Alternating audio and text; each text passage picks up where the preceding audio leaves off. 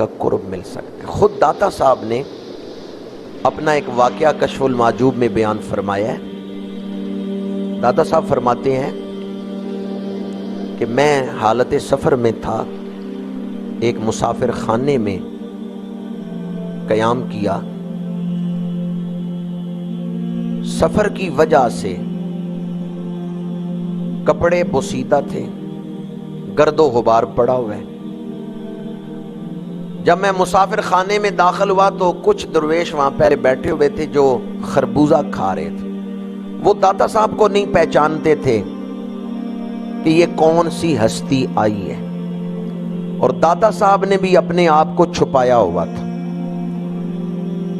یہ میں اکثر کہتا ہوں کہ داتا صاحب نے تو اپنے آپ کو چھپائے رکھا ہے، یہ اجمیر والے پیر آئے ہیں جو ظاہر کر گئے ہیں۔ گنج بخشے فیض عالم مظہر نور خدا، ناقصاں را پیر کامل کاملاں را۔ حضرت پیر بلے شاہ قصوری رحمت اللہ تعالی علیہ نے لکھا ہے نا، اٹھ بلیا چل اوتھے چلیے جتھے سارے انے، نہ کوئی ساڈی ذات پچھانے نہ کوئی سانو مننے۔ نہ کوئی ساڈی ذات پچھانے نہ کوئی سانو مننے۔ حضرت پیر بلے شاہ قصوری بھی سید تھے، گیلانی سید تھے، حضور غوث اعظم کی اولاد میں سے تھے، اور عالم بھی تھے، بڑی عزت تھی۔ تو آپ فرماتے ہیں چل بلیا چل اوتھے وسیے جتھے سارے انے، نہ کوئی ساڈی ذات پچھانے نہ کوئی سانو مننے۔ داتا صاحب مسافر خانے میں داخل ہوئے، سفر کی وجہ سے لباس بوسیدہ اور اوپر گرد و غبار ہے۔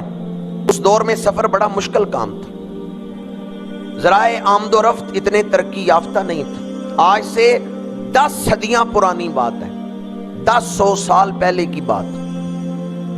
داتا صاحب فرماتے ہیں جب میں مسافر خانے میں گیا، کچھ مسافر وہاں بیٹھے خربوزہ کھا رہے تھے، میں تھوڑے فاصلے پہ بیٹھا، انہوں نے مجھے وہ مانگنے والا فقیر سمجھ لیا، تو خربوزے کے چھلکے، خربوزہ کھا کے چھلکے وہ مجھے مارنے لگے، میری طرف پھینکنے لگے۔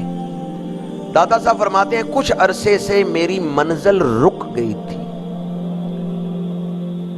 میرا سفر جو روحانی تھا وہ رکا ہوا تھا، میں دعائیں کر رہا تھا، راز نہیں کھل رہا تھا۔ میں جب اس مسافر خانے میں جا کے بیٹھا اور وہ مسافر چھلکے مجھے مارنے لگے، اب ذرا ایک لمحے کے لیے تصور تو کریں، یہ سلوک آپ کے ساتھ ہو تو آپ کا ریئیکشن کیا ہوگا؟ آپ کہیں بیٹھے ہوں اور 5-7 دوست کوئی خربوزے کھا رہے ہوں، وہ ساری چھلکے آپ کو مارنے لگیں، آپ کا رد عمل کیا ہوگا؟ انا پہ ضرب لگتی ہے تو وہ امتحان کا وقت ہوتا ہے۔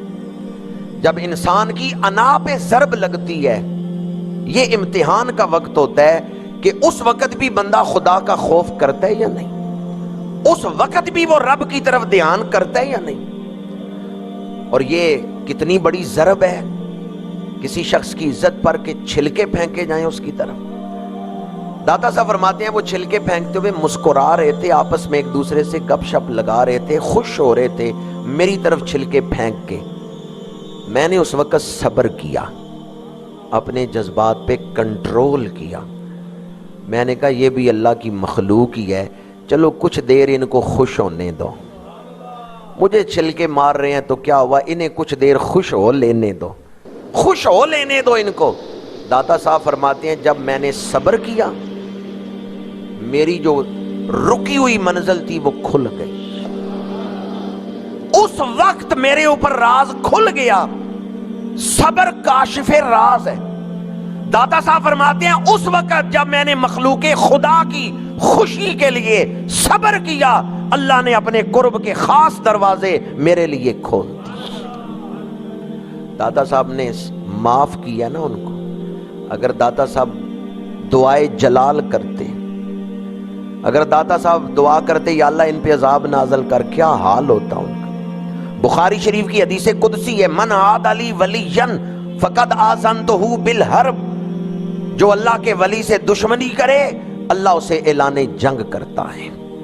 من عاد لی ولیا فقد آذنتہ بالحرب، جو اللہ کے ولی سے دشمنی کرے اللہ اسے اعلان جنگ۔ میں خواجہ اجمیر کا ذکر کر رہا تھا اور الحمدللہ اچانک اجمیر شریف کے چشم و چراغ پیر سید بلال چشتی صاحب تشریف لا رہے ہیں۔ نعرہ تکبیر، نعرہ تکبیر، نعرہ رسالت، نعرہ رسالت۔